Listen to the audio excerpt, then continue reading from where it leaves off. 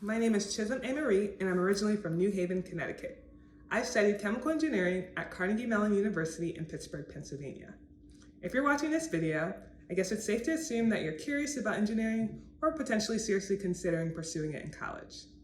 In this video, I'll talk a lot about my experiences and some tips and tricks that I learned throughout my 4 years at Carnegie Mellon. To help you understand whether or not engineering is for you, essentially think about whatever science you're interested in. So I was really interested in chemistry. I did well in math and science, so my teachers in high school encouraged me to do engineering. And essentially, the difference between a chemical engineer and a chemist, for example, is that a chemist really focuses on the lab. They're doing these experimentations and they're trying to discover new things or different properties. On the engineering part, it's how do you mass produce this? How do you take what was done in the lab and do it at a scale that can be used for so many different things? Engineering has a lot of different verticals that you can choose. For example, I did chemical engineering. You can think chemistry and engineering.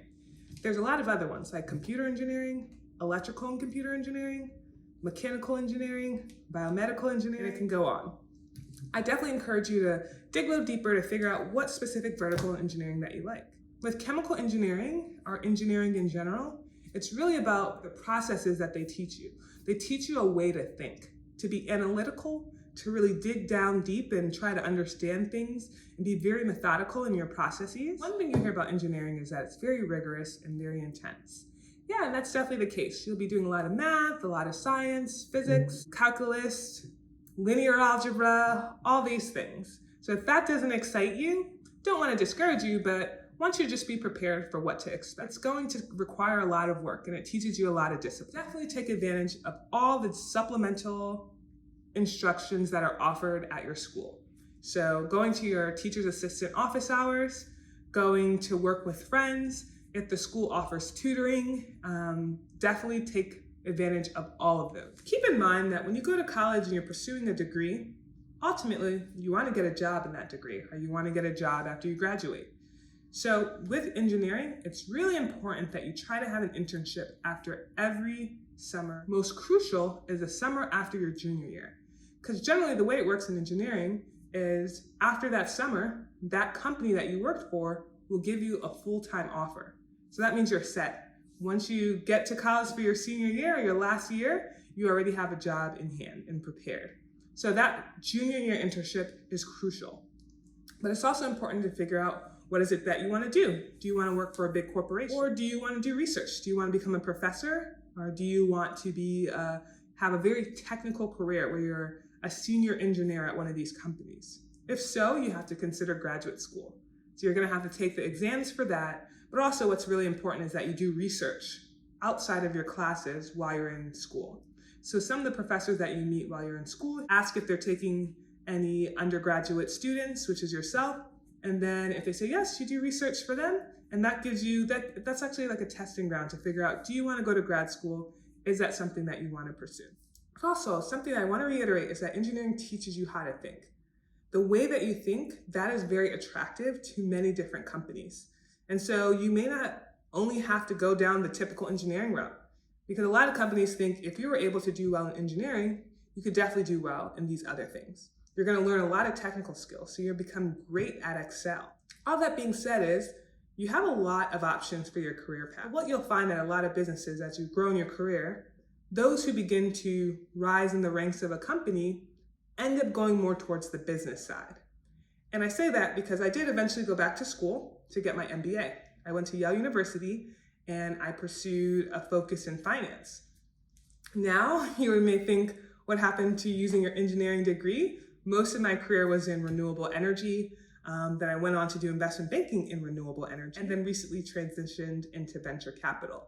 And so your career path can go in so many different directions, but I say that when you get an engineering degree, you're always so prepared for any of the different approaches or directions that you're going to go with your career. Because now you have this way of thinking that's going to allow you to do well. Some advice I would give you is when you get to school, make sure that you start out strong. You want to have a first strong semester and you want to do really well because that's when you start applying to internships. And you want to be able to get the internship that you want and you don't want your grades to be an issue. Secondly, I would say join an organization. There's a lot of professional organizations related to engineering. I joined NSBE, National Society of Black Engineers, because these organizations prepare you for an eventual career that you want in that field, and they give you insight and ideas and also volunteer opportunities. One of the most important things about these organizations is that they have a national conference. At these conferences, they have employers, companies, Toyota, Procter & Gamble, Exxon, BMW, all these companies, banks, they come so that you can potentially get an internship or a full-time job there. And there's a lot of other professional organizations. There's the Society of Hispanic Professional Engineers, Society of Women Engineers. There's one specific to chemical engineering, specific to electrical engineering. So you want to definitely join those so that you're in the loop and you know what's going on. Thirdly, you definitely want to make sure you're taking care of yourself, your mental and your wellness. Chemical engineering and engineering in general is going to be a lot of work. And so you want to make sure when you have that free time that you're doing the things that are going to fill your cup. So I played volleyball, which was really great for me because I was able to expend my energy, have fun with my friends. Having that time every day at practice and then on the weekends for games or during the week for games was really enriching for me. I also was in a couple organizations related to my faith. And so being able to go to church and go to these different organizations also was helpful. And so you want to figure these things out and make sure that you're definitely filling your cup. Otherwise, you're going to feel very alone and you're going to feel very overwhelmed. My fourth advice is don't be easily offended. I will tell you, most engineers aren't the best in terms of EQ. They're not necessarily the best people managers, and they may come off kind of rough sometimes or abrasive, or they seem mean or just not as personable, but they're good people. It's just their approach. It's just different. Don't give up. It's definitely a career where you're going to require being persistent, really making sure you know your stuff, and not being offended easily. So I wish you well. Best of luck in your discovery of what you want to do with your career, and I definitely hope you consider engineering.